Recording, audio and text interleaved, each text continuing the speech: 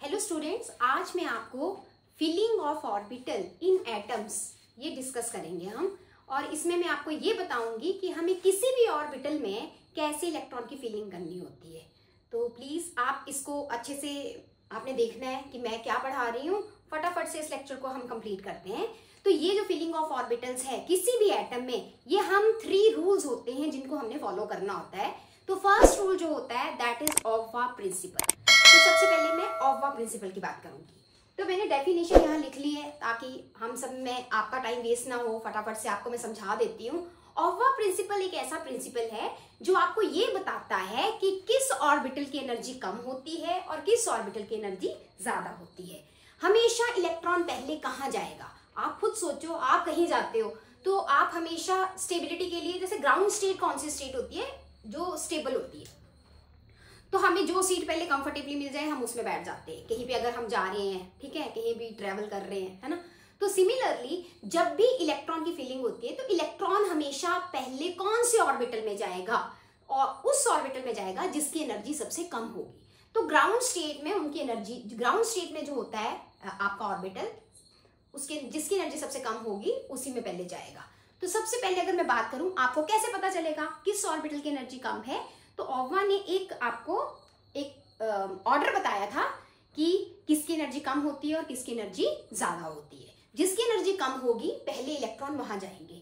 तो अगर मैं बात करूं जो मेरा फर्स्ट शेल होता है, सब शेल जो होता है फर्स्ट, जैसे n=1, तो उसमें एक ही सब शेल होता है और वो होता है 1s। ठीक है। जब मैं सेकेंड n=2 में जाती हूँ, 2 का मतलब 2 सब शेल होंगे, तो n=2 में 2 सब शेल कौन से होंगे, एक होगा 2s, एक होगा 2p। सिमिलरली नेक्स्ट हमारा थर्ड जो होगा n=3, थर्ड शेल जो होगा, तो उस एनर्जी लेवल की बात करेंगे। तो अगर वैल्यू 3 है तो 3 आपके सब शेल आएंगे। कौन कौन से, 3s, 3p, 3d। तो इक्वल डिस्टेंस पे लिख लेना। सिमिलरली 4s की बात करूं तो आपका आएगा 4s, 4p, 4d, 4f। तो आपके ऐसे ऑर्बिटल आएंगे। ठीक है। अब मेन जो आपके सबशेल हैं, अगर मैं बात करती हूँ s, p, d, f, हम यहीं तक स्टडी करते हैं, इसके आगे हमने आगे नहीं है अभी तक। तो यहीं पे हमारी इलेक्ट्रॉनिक कॉन्फ़िगरेशन सबकी हो जाती है। तो सिमिलरली हम 5th शेल में जाते हैं तो होंगे तो 5 सब शेल, लेकिन अभी तक जहां तक डिफाइन है हम वहीं तक बात करेंगे। f तक डिफाइन है, f तक की बात करेंगे। तो आप यहाँ पे नीचे लिख लो 5s, 5p, 5d, 5f, 6s, 6p, 6d, 6f, 7s, 7p, 7d, 7f। मतलब ऐसे में हर शेल के यहाँ पे सब शेल लिख रही हूँ। अब किसकी एनर्जी कम होती है, तो ऑफवा ने बोला था जैसे हम क्या करेंगे, यहाँ पे एक स्लैंटिक डायगोनल आप एक लाइन लगाओगे, ये ऐसे। तो मैं डायगोनली एक लाइन लगा रही हूँ, ये एरो ऐसे डायगोनली लगाने। तो नॉर्मली याद करने की जरूरत नहीं है, याद हो जाए वेरी गुड। अगर याद नहीं है तो ये फटाफट से पेपर में बन जाता है और आप इजीली से किसी की भी इलेक्ट्रॉनिक कॉन्फ़िगरेशन फाइंड आउट कर सकते हो। तो जो मैंने एरो लगाए हैं, ये ऐसे मैंने डायगोनली एरो लगाए हैं, और आपने ऊपर से देखना है ऊपर से पहले कौन आ रहा है। तो ऊपर से पहले कौन आ रहा है, 1s। तो अगर मैं ऑर्डर ऑफ इंक्रीजिंग, अगर मैं इंक्रीजिंग एनर्जी की बात करूं तो सबसे कम एनर्जी जो सबसे ऊपर है उसकी एनर्जी सबसे कम होगी। तो सबसे कम एनर्जी किसकी होती है, 1s की। फिर किसकी होती है, यहाँ आपने फर्स्ट एरो आपका कंप्लीट हो गया। अब सेकंड एरो ऊपर से देखना है, यहां से नहीं पीछे को देखना है। आपने जो भी देखना है ऊपर से देखना है, जो आप जहां से आप एरो स्टार्ट कर रहे हो। तो यहाँ पे क्या आ रहा है, 2s। फिर देखो 2s के बाद next arrow 2p, 3s, 2p, 3s। फिर उसके बाद आ रहा है 3p, 4s, 3p, 4s। यहाँ 4s कंप्लीट हो गया। नेक्स्ट एरो देखो यहाँ क्या आ रहा है आपका, 3d, 4p, 5s, 3d, 4p, 5s। ये 5s हो गया। अब नेक्स्ट एरो से देखो ऊपर से 4d, 5p, 4d, 5p, और उसके बाद ये 4d, 5p, और next is 6s। Next arrow देखो 6 के बाद ये एरो यहां से स्टार्ट हो रहा है, 4f, 5d, 4f, 5d, 4f, 5d, 6p, 7s। 6p7s and so on. तो ये जो मैंने ग्रेटर देन, इसका मतलब है कि जैसे जैसे आप आगे जा रहे हो इसकी एनर्जी इंक्रीज कर रही है। तो ऑफवा ने हमें ऐसे बताया था सबसे कम एनर्जी किसकी होती है, 1s। जब आप 1s के इलेक्ट्रॉन आप उसकी फिलिंग कर लोगे, उसके बाद आप 2s में इलेक्ट्रॉन डाल लोगे, फिर आप 2p में डाल लोगे, फिर आप 3s में डाल लोगे, 3p में डाल लोगे। तो फटाफट से एक बार इसकी डेफिनेशन देखते हैं क्या लिखा है। According to this principle, Aufbau principle, in the ground state of the atoms, the orbitals are filled in the order of their lowest energy orbital available to them. Sorry, the orbitals are filled in order of their increasing energies. जैसे जैसे increase करेगी energy वैसे वैसे आप उनकी feeling करोगे। In other words, electrons first occupy the lowest energy. ये मैंने पहले बता दिया, पहले 1s में जाएंगे, ठीक है। ऑर्बिटल अवेलेबल टू देम, जो भी लोएस्ट एनर्जी के अवेलेबल होंगे पहले इलेक्ट्रॉन वहां जाएंगे और फिर धीरे धीरे available to them and enters into the higher energy orbital only when the lowest energy orbitals are filled. Higher energy में वो तभी जाएंगे जब उसके पीछे के शेल जो है वो कंप्लीटली आपके फिल्ड हो जाएंगे। तो ये था ऑफवा प्रिंसिपल। तो ये आपको ऑर्डर याद होना चाहिए, पेपर में बहुत जल्दी से बन जाता है, ठीक है। बाकी ये इंक्रीजिंग ऑर्डर एक और मेथड है जिससे हम कैलकुलेट करते हैं, दैट इज n+l रूल। तो अगर मैं बात करूं what is this n+l rule, तो फॉर एग्जांपल हम उठाते हैं कि जिसकी n+l की वैल्यू कम होगी उसको पहले लिखा जाता है। फॉर एग्जांपल जैसे मैं आपको इसी के एग्जांपल से बता देती हूँ। फॉर एग्जांपल ये 2s एंड 2p ले लेते हैं। तो देखो 2s मैंने n+l की वैल्यू देख ली है, ठीक है। तो अगर मैंने ली 2s, ठीक है, n की वैल्यू ये होती है, ये जो आगे लिखा है ये n की वैल्यू होती है, तो इसको लिखा 2, l की value 0, that is equal to 2। 2p में क्या आएगी, ये जो वैल्यू वो n की है और p के लिए l की वैल्यू होती है 1। जिसको ये SPD में l की वैल्यू नहीं पता है वो प्लीज लास्ट लेक्चर देखें, जिसमें क्वांटम नंबर्स वाला लेक्चर देखो, जिसमें मैंने आपको सब बताया है कि आप कैसे वैल्यू देखते हो। s की वैल्यू 0 होती है l की, और p के लिए 1 होती है, d के लिए 2 होती है ना। आपको ये पता होना चाहिए, ठीक है। और ये आपने पर्टिकुलर ये मैंने लिखा रखा है, l की वैल्यू s के लिए 0, p के लिए 1, d के लिए 2, f के लिए 3। तो ये वैल्यू आपको पता होनी चाहिए। तो देख लो इसकी वैल्यू कम आई 2s की, तो 2s पहले आता है। जिसकी n+l की वैल्यू कम होगी वो पहले आएगा, और जिसकी वैल्यू n+l की ज्यादा होगी वो बाद में आएगा। अगर कहीं पे भी n+l की वैल्यू सेम आ जाए, फॉर एग्जाम्पल कि किसी की सेम आ गई, अगर किसी की भी वैल्यू सेम आ जाएगी तो जिसकी n की वैल्यू कम होगी उसको हम पहले लेंगे, ऐसे माना जाता है। इसको लेके कंफ्यूज नहीं होना है आपने, आप मेन ये याद रखो, आपको ये ऑर्डर पता होना चाहिए, इसी से एनर्जी की आप प्रॉपर जो है आप इलेक्ट्रॉन की फीलिंग करते हो। मैं इसका एग्जाम्पल एक और बता देती हूँ। फॉर एग्जाम्पल जैसे ये है, ये वाला 4s और 3d में कैलकुलेट करो। देखो अगर मैं बात करती हूँ 4s और 3d की बात करते हैं, तो n+l की अगर आप वैल्यू कैलकुलेट करोगे, ये n की वैल्यू 4, s की 0, this is 4 and this is 3, और d की वैल्यू 2, तो इसकी 5 आ रही है, तो इसकी वैल्यू कम आ रही है, इसको इसलिए इसको पहले लिया, ठीक है। चलो अब एक और डिस्कस करते हैं। मैंने आपको ये बोला अगर n+l की value same I, for example ये वाला नेक्स्ट केस देखते हैं। जैसे n+l की वैल्यू देखते हैं जरा, in case of 4p and 5s की बात करते हैं। तो 4 की वैल्यू यहाँ पे n की वैल्यू 4 है, p की वैल्यू आएगी 1, दैट इज इक्वल टू 5। यहाँ n की वैल्यू 5, s की वैल्यू 0 होती है, तो दिस इज ऑल्सो 5। तो यहाँ दोनों वैल्यू क्या आई, सेम आई। अगर n+l की वैल्यू सेम आती है तो जिसकी n की वैल्यू कम होगी वो पहले आएगा। तो इसका मतलब n की वैल्यू इसकी छोटी है तो ये वाला पहले आएगा। इसीलिए अगर आप ध्यान से देखो तो 4p 5s से पहले आता है। मतलब ये n+l एक रूल है जिससे आप कैलकुलेट कर सकते हो, जो इसी में ऑफवा प्रिंसिपल में ही हमने इसको डिस्कस करा है, ठीक है। बाकी आपको मैंने ऑर्डर बता दिया इंक्रीजिंग का, इसको आपने लर्न करना है या फिर वहां पेपर में फटाफट से बना लेना। नेक्स्ट है पॉली एक्सक्लूजन प्रिंसिपल। ये हमें क्या बताता है, according to this principle no two electrons in an atom can have same set of 4 quantum numbers. इसका क्या मतलब है, इसका मतलब ये है कि किसी भी ऑर्बिटल में जब भी आपको पता है एक ऑर्बिटल में, अगर ऑर्बिटल की रिप्रेजेंटेशन हम कैसे करते हैं, ऑर्बिटल की रिप्रेजेंटेशन हम ऐसे करते हैं, तो बोलने का मतलब है एक ऑर्बिटल में एक तो पहले आपको क्या पता होना चाहिए, मैक्सिमम 2 ही इलेक्ट्रॉन आ सकते हैं। तो मैक्सिमम 2 ही इलेक्ट्रॉन आ सकते हैं, लेकिन ये जो 2 इलेक्ट्रॉन होंगे इनकी कभी भी 4 क्वांटम नंबर की वैल्यू सेम नहीं होगी। इसका बोलने का मतलब है जब भी आपने रिप्रेजेंटेशन करनी है तो याद करो, मैंने आपको स्पिन क्वांटम नंबर में बताया था, एक इलेक्ट्रॉन अगर क्लॉकवाइज रोटेट करता है तो दूसरा एंटी क्लॉकवाइज रोटेट करेगा, मतलब सेम वैल्यू नहीं आनी चाहिए। एक की अगर वैल्यू +½ होगी तो दूसरे की स्पिन की वैल्यू -½ होगी। इसकी रिप्रेजेंटेशन कैसे की जाती है, इसी पॉली एक्सक्लूजन प्रिंसिपल को दूसरा तरीका भी है बताने का। An orbital can have maximum 2 electron with opposite spin। with opposite spin का मतलब होता है कि उसकी चारों क्वांटम नंबर की वैल्यू सेम नहीं होंगी। with opposite spin का मतलब स्पिन क्वांटम नंबर की वैल्यू एक की +½ होगी तो दूसरे की -½ होगी। इसका मतलब क्या है, ये तो ऑपोजिट स्पिन आपने कभी भी रिप्रेजेंट करना है तो एक इलेक्ट्रॉन की रिप्रेजेंटेशन अगर आप ऊपर को एरो करोगे तो दूसरे इलेक्ट्रॉन की रिप्रेजेंटेशन आप नीचे की तरफ एरो करोगे।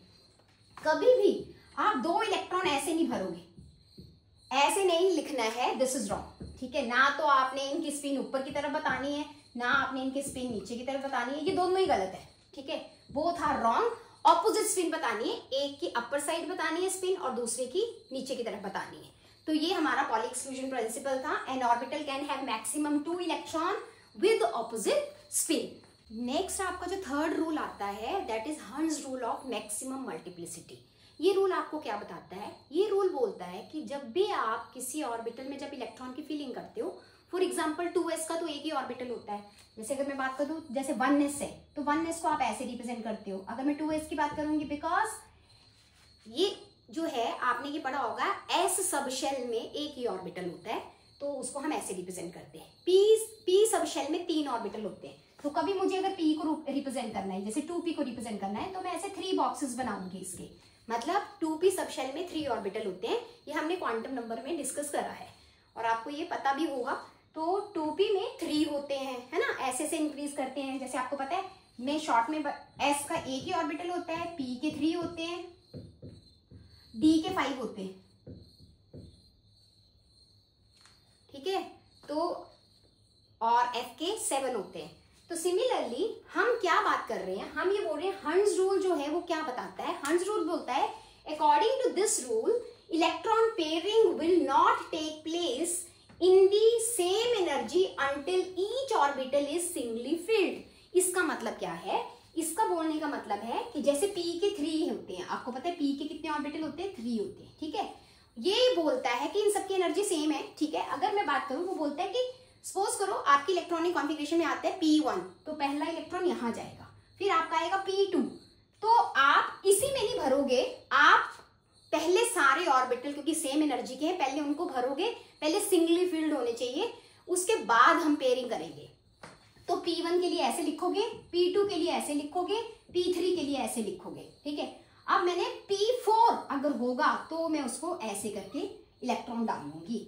कभी भी आप सपोज करो कोई भी इलेक्ट्रॉनिक कॉन्फ़िगरेशन लिखते हो आप, तो जैसे अगर मेरे को 2p4 लिखना है तो 2p4 मैं ऐसे लिखूंगी, p4 आप ऐसे भरोगे। आप कभी भी p4 ऐसे नहीं भरोगे कि नहीं मैम फर्स्ट इलेक्ट्रॉन यहाँ, सेकंड यहाँ, थर्ड यहाँ, फोर्थ यहाँ, this is wrong. According to hertz rule वो बोलता है पहले सिंगल आपने फिलिंग करनी है, सिंगली फील्ड होनी चाहिए, उसके बाद पेयरिंग आपने स्टार्ट करनी है। तो क्योंकि सबकी एनर्जी सेम है तो 1 2 3 उसके बाद आप आगे फोर्थ की फिलिंग करोगे। तो ये 3 रूल थे ऑफवा और पॉली एक्सक्लूजन बोलते हैं एक ऑर्बिटल में 2 होने चाहिए with opposite spin. Hertz rule बोलता है कि पहले सिंगल आपने हाफ फील्ड पूरे भरने, हाफ फील्ड का मतलब है पहले आपने सिंगल इलेक्ट्रॉन भरने हैं, उसके बाद पेयरिंग करनी है। इन 3 रूल्स को मिला के हम अब इजीली से इलेक्ट्रॉनिक कॉन्फ़िगरेशन लिख सकते हैं। तो मैं आपको अब फटाफट से बताती हूँ इलेक्ट्रॉनिक कॉन्फ़िगरेशन कैसे लिखनी होती है। अब इलेक्ट्रॉनिक कॉन्फ़िगरेशन हम कैसे बात करते हैं, ये मैंने एटॉमिक नंबर लिखे हैं। फर्स्ट लेक्चर में आपको मैंने बताया था कि आप 30 तक एटॉमिक नंबर हर स्टूडेंट को लर्न होने चाहिए। तो लेट अस सी कि अब मैंने इलेक्ट्रॉन की फीलिंग कैसे करनी है।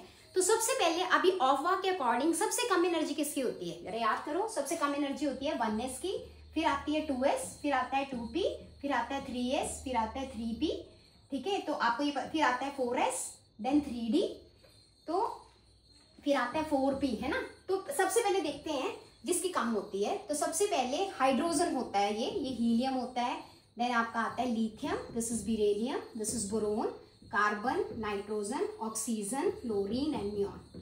अब इसकी मुझे इलेक्ट्रॉनिक कॉन्फ़िगरेशन लिखनी है। तो सबसे पहले इलेक्ट्रॉनिक कॉन्फ़िगरेशन कैसे आएगी, फर्स्ट है 1s, एक इलेक्ट्रॉन भरना है तो दैट इज 1s1। आपको मैंने क्या बोला है, जो आपका s होता है उसका ऑर्बिटल कैसे बनाते हैं, एक बॉक्स की तरह हम रिप्रेजेंटेशन करते हैं कि सपोज करो ऑर्बिटल बोलने का मतलब है कि s के पास एक ही रूम है और एक रूम में दो ही लोग रह सकते हैं। ये लोग जो हैं वो इलेक्ट्रॉन हुए और एक रूम में दो ही इलेक्ट्रॉन रह सकते हैं। तो इसके पास जो ऑर्बिटल का मैं रूम की तरह से एक रिप्रेजेंटेशन कर रही हूँ, तो ऑर्बिटल इसके पास एक ही ऑर्बिटल होता है, ठीक है, एक ही ऑर्बिटल में रिप्रेजेंट करूंगी ऐसे। p के 3 ऑर्बिटल होते हैं और d के 5 होते हैं और f के 7 होते हैं,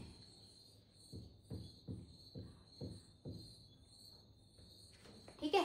एक ऑर्बिटल में अगर मैं इलेक्ट्रॉन की फीलिंग की बात करूं तो s में मैक्सिमम 2 इलेक्ट्रॉन आ सकते हैं, p में 6 आ सकते हैं, ये 5 है तो डबल इसमें 10 आएंगे और इसमें 14 आएंगे। तो चलो अब 1s1 then 1s2, this is 1s2। अब मुझे पता है s में तो मैक्सिमम 2 ही इलेक्ट्रॉन आते हैं, एक ऑर्बिटल में 2 ही इलेक्ट्रॉन आते हैं। अब आप नेक्स्ट वाला चूज करोगे, 1s तो कंप्लीट हो गया, फुल हो गया वो रूम, एक रूम में 2 ही लोग आ सकते हैं, ठीक है। तो 2 इलेक्ट्रॉन मैंने भर दिए, वो 2 लोग हैं वो मैंने भर दिए। अब नेक्स्ट जो कोई आएगा तो वो 2s में जाएगा, तो इसका एटॉमिक नंबर 3 है, तो पहले तो आएगा 1s2, ये 2 इलेक्ट्रॉन हो गए। नेक्स्ट इलेक्ट्रॉन किस में जाएगा, 2s1, इसमें भी मैक्सिमम 2 ही आ सकते हैं, है ना। सिमिलरली 4 पे 1s2 2s2 डन। 5 पे 1s2, 5 कैसे भरोगे, उसके बाद 2 s में तो 2 ही जाते हैं मैक्सिमम, देन आएगा 2p1। p में मैक्सिमम कितने आ सकते हैं, p में 3 ऑर्बिटल होते हैं और मैक्सिमम 6 इलेक्ट्रॉन आ सकते हैं। तो जब तक 6 नहीं होते तब तक आप p के अंदर ही डालोगे इलेक्ट्रॉन्स। तो नेक्स्ट आपका कार्बन के लिए आएगा 1s2 2s2 2p2, ठीक है। Similarly 1s2 2s2 2p3 1s2 2s2 2p4 1s2 2s2 2p5 9 के लिए, 10 के लिए 1s2 2s2 2p6। अब इसके 6 कंप्लीट हो गए। अब हम अगला मेरा सोडियम है तो मैं 3s वाला यूज करूंगी, और अगर ऑर्बिटल की फीलिंग दिखानी तो मैं ऐसे दिखाऊंगी कि इसमें एक इलेक्ट्रॉन है, ये दिस इज 1s। अब कोई भी अगला चूज करूंगी, जैसे ये चूज करती हूँ मैं, सारे तो मेरे को लिखने की जरूरत नहीं है, इतना तो अब आपको पता चल गया होगा। इसकी रिप्रेजेंटेशन करनी है तो कैसे करूंगी, जैसे ये 1s2 लिखा है तो 1s के अंदर कितने आएंगे, एक इलेक्ट्रॉन ऑपोजिट स्पिन के साथ, ये पॉली ने बोला था, ठीक है। Next 2s, this is 2s, तो इसमें भी 2 इलेक्ट्रॉन है तो विद आपके ऑपोजिट स्पिन। ऐसे अगर मुझे ऑर्बिटल के अंदर कैसे बताने हैं तो ऐसे रिप्रेजेंटेशन करूंगी, ठीक है। फॉर एग्जाम्पल अब मैं इसका केस लेती हूँ, नाइट्रोजन वाला केस लेती हूँ, दिस इज द नाइट्रोजन, इसकी रिप्रेजेंटेशन दिखाती हूँ। तो आप ही बताओ कैसे करेंगे। 1s का ये आएगा 1s, फिर आएगा 2s और 2p के 3 ऑर्बिटल आप इकट्ठे लिखते हो, है ना। तो इस केस में कैसे, 1s में 2 हमेशा पॉली बोलता है कि ऑपोजिट स्पिन। नेक्स्ट 2s में 2 है, 2p में कितने हैं बेटा, 3 हैं। तो हर्ट्ज रूल क्या बोलता है कि जब भी आपने इलेक्ट्रॉन डालने तो पहले सिंगल स्पिन वाले लिखने हैं, उसके बाद पेयरिंग करोगे। तो अगर मैंने 2p4 लिखना होगा देन मैं इसकी फिलिंग करूंगी। तो ऐसे रिप्रेजेंटेशन करते हैं। एक केस और कर लेते हैं, फॉर एग्जांपल मैं 2p4 वाला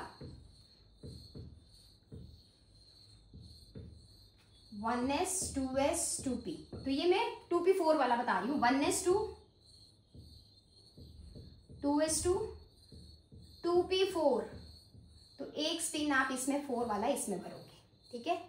तो पेपर में ऐसा कुछ नहीं है, स्पिन आपको वो ऐसे भी दिखा सकता है, ऐसे भी बॉक्स में ऐसे भी भर के दे सकता है, या फिर वो ऐसे भी भर के दे सकता है कि ऐसे एक हाफ स्पिन ऐसे, एक ऐसे, दोनों में से दोनों सही है। तो किसी भी तरीके से आपको रिप्रेजेंटेशन दी जा सकती है। सिमिलरली अगर मैं कोई भी एटॉमिक नंबर उठा लेते हैं, ठीक है। आई होप आपको ये पता चल गया होगा कि कैसे करना है। अब नेक्स्ट जैसे कोई भी मैं उठाती हूँ एक,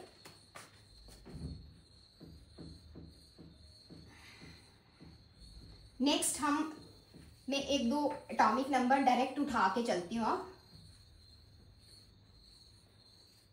जैसे चलो एटॉमिक नंबर 16 की लिखते हैं, एटॉमिक नंबर 18 की लिखते हैं, ऐसे लिखते हैं, ठीक है।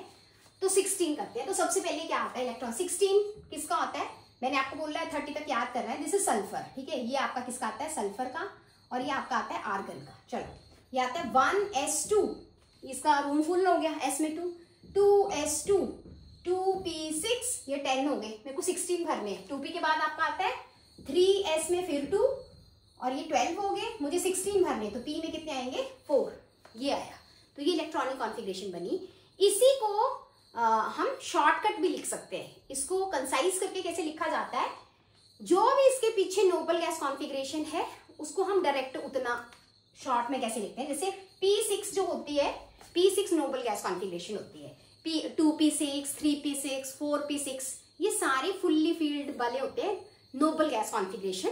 तो इनको शॉर्टकट में कैसे लिखना होता है, जैसे ये वाला पार्ट है, इसको आप ऐसे भी लिख सकते हो। और यहां तक कि नियॉन की होती है इलेक्ट्रॉनिक कॉन्फ़िगरेशन, तो आप कैसे लिखोगे, ऐसे स्क्वायर ब्रैकेट लगा के।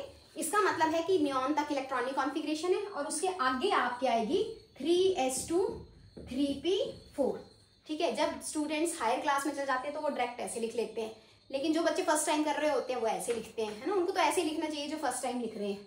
सिमिलरली आर्गन की 18 है, तो ये क्या आएगा 1s2, 2s2, 2p6, ये 10 होगी, 3s2 and this is 3p6। This is also noble gas configuration. तो ये इसकी कॉन्फ़िगरेशन आ गई, तो आपने ऐसे लिखनी होती है। अब अगर मैं 21 to 30 बात करूं, बस ऐसे से भरते चलो। इसके बाद जैसे 3p6 हो गया तो 3p6 के बाद आपका 4s आता है, 4s की फिलिंग करोगे, फिर 3d की फिलिंग करोगे। तो जब आप 3d के अंदर जाओगे, 3d की बात करते हैं हम, जैसे मेरे पास आता है 21, 22, 23, 24 एंड 25, यहां तक की मैं बात करती हूं।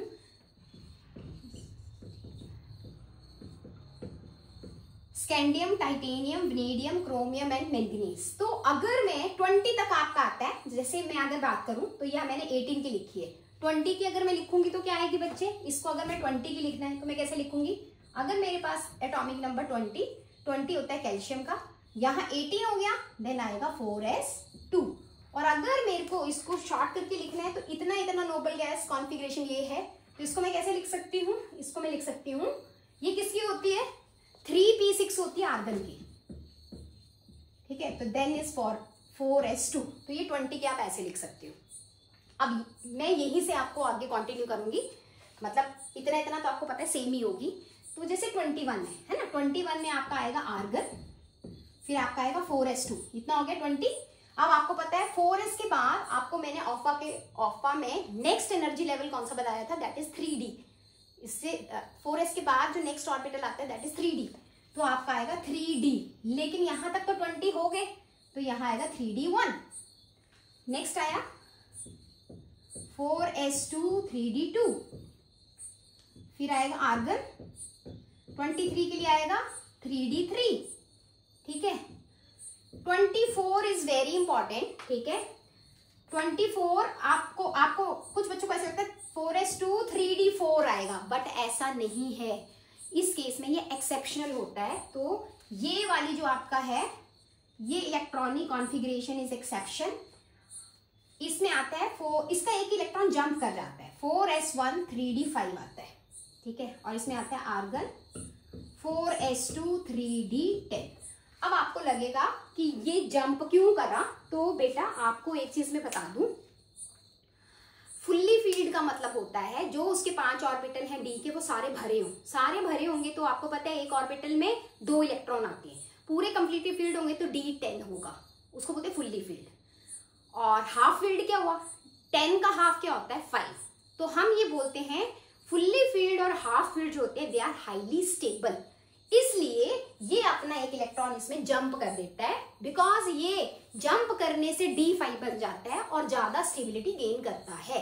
तो कभी भी अगर आपको रीजन पूछ लिया जाए what is the reason behind this stability, कि क्रोमियम की ये इलेक्ट्रॉनिक कॉन्फ़िगरेशन होती है, ऐसा क्यों होता है, सेम एक और है दैट इज 29।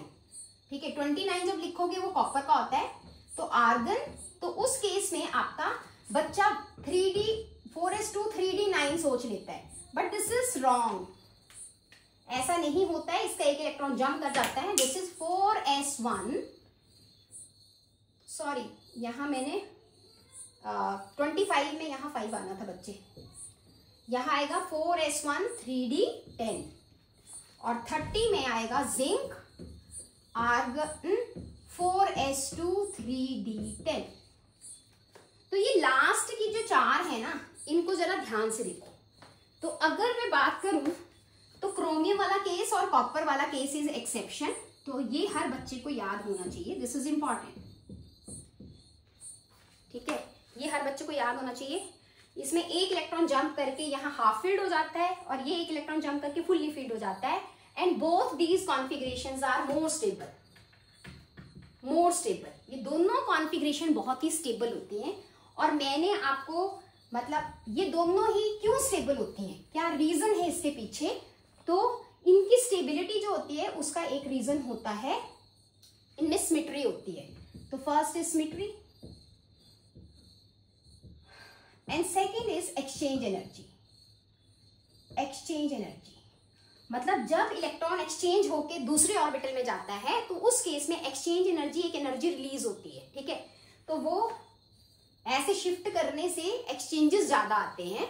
ठीक है, तो और एनर्जी भी ज्यादा रिलीज होती है। इसलिए क्रोमियम में आपका आएगा 4s1 3d5 और कॉपर में आएगा 4s1 3d10। ये दो कॉन्फ़िगरेशन आपको याद होनी चाहिए। लास्ट जो चीज मेरे को इसमें बतानी है आपको कि कभी भी अगर मुझे इलेक्ट्रॉन बाहर निकालना हो तो मैं कहां से इलेक्ट्रॉन बाहर निकाल लूंगी। ठीक है, यहाँ पे जो भी आपका लास्ट ऑर्बिटल होता है उसी से इलेक्ट्रॉन निकलते हैं। ठीक है, तो अगर मैं देखूं आपको जो मेन चीज मुझे बतानी है, जो आपने हमेशा याद रखनी है, 21 to 30। ठीक है, जैसे मैंने आपको लिया, ये है कैल्शियम। कैल्शियम का होता है आर्गन। ठीक है, 4s2। ठीक है, तो अगर मैं बोलूं कैल्शियम 2 तो आप इलेक्ट्रॉन कहां से निकालोगे, 2 4s से निकालोगे, 4s 0 हो जाएगा। आर्गन की इलेक्ट्रॉनिक कॉन्फ़िगरेशन बनेगी और आर्गन की इलेक्ट्रॉनिक कॉन्फ़िगरेशन क्या होती है, दैट इज 3s2 3p6, ये होगी। ठीक है, 4s2 जो होता है ये कैल्शियम की होती है, ये कैल्शियम की होती है। अगर मैंने 2 पॉजिटिव लिखा तो 2 इलेक्ट्रॉन रिमूव हो जाएंगे, प्लस का मतलब होता है लॉस ऑफ इलेक्ट्रॉन। सिमिलरली हम बोल रहे हैं लास्ट ऑर्बिटल से मुझे इलेक्ट्रॉन निकालने होते हैं, लेकिन जब मैं 21 to 30 आती हूँ तो एक चीज आप याद रख लो, पहले भी इलेक्ट्रॉन 4s में भरते हैं और जब इलेक्ट्रॉन निकालने होते हैं तब भी हमेशा 4s से पहले निकलेंगे, 3d से नहीं निकालने हैं। पहले इलेक्ट्रॉन आपको कहां से निकालने हैं, 4s से, बिकॉज 4 जो है वो आपका first shell, second shell, third shell और फोर्थ शेल जो होता है वही आउटर शेल है। तो जो आउटर शेल है उसी से आप इलेक्ट्रॉन बाहर निकालोगे। जो आउटर शेल है, आउटर लास्ट शेल उसका कौन सा है, 4, n = 4। तो फोर्थ जो सबसे बाहर का शेल है उसी से आप इलेक्ट्रॉन बाहर निकालोगे। फॉर एग्जाम्पल अगर मैं आपको बोलूं कि जैसे ये मैंने ये लिखा है स्कैंडियम। ठीक है, स्कैंडियम आपको मैं बाकी रब कर देती हूँ ताकि वही चीज आपको दिखे।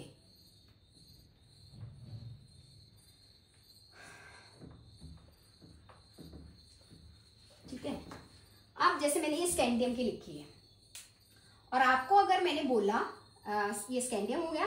अगर जैसे टाइटेनियम की क्या होती है, व्हाट इज टाइटेनियम, टाइटेनियम आता है आर्गन 18 4s2 3d2।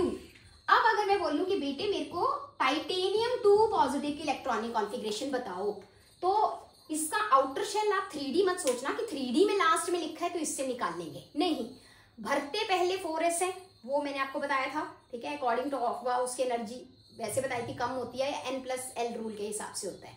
लेकिन जब आप इलेक्ट्रॉन निकालोगे तो सबसे बाहर की शेल से ही निकालोगे। सबसे बाहर का शेल कौन सा है, दिस वन।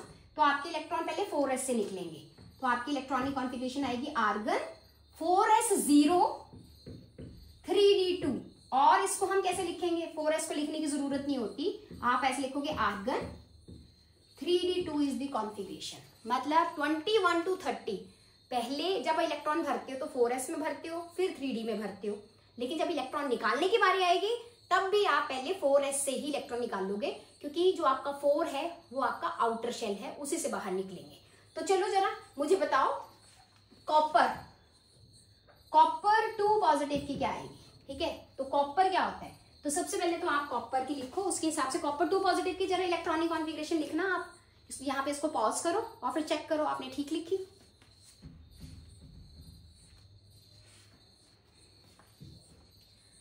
अब देखो कॉपर की आपकी आती है आर्गन 4s1 3d10। तो 2 इलेक्ट्रॉन निकालने हैं तो पहले s से निकाल लोगे। तो आपका s के पास तो एक इलेक्ट्रॉन है तो 4s 0, पहले तो ये कट गया, एक इलेक्ट्रॉन यहां से जाएगा, दैट इज 3d9। तो इसकी इलेक्ट्रॉनिक कॉन्फ़िगरेशन होगी 3d9। सिमिलरली जिंक की बात अगर मैं पूछ लेती जिंक 2 पॉजिटिव, तो जिंक 2 पॉजिटिव में भी हम क्या बात करते हैं, आर्गन 4s से इलेक्ट्रॉन निकल जाते हैं और आपका 3d10। तो आज मैंने काफ़ी कोशिश की है कि थोड़ा सा मैं अपनी जो फ्रीक्वेंसी है थोड़ी इंक्रीज करूं या थोड़ी स्पीड भी इंक्रीज करूं। तो आज मैंने आपको किसके बारे में बताया कि इलेक्ट्रॉनिक कॉन्फ़िगरेशन कैसे लिखनी होती है। इसको लिखने के लिए हम 3 रूल को फॉलो करते हैं, वो आपने अच्छे से देख लिए, Aufbau rule, Aufbau principle, Pauli exclusion and hertz rule. तो आप इसको अच्छे से रिवाइज करें, आपको ये अच्छे से, आई होप, मुझे पता है आपको ये सब अच्छे से समझ आ गया होगा। तो आप इसकी अच्छे से प्रैक्टिस करें। All the best.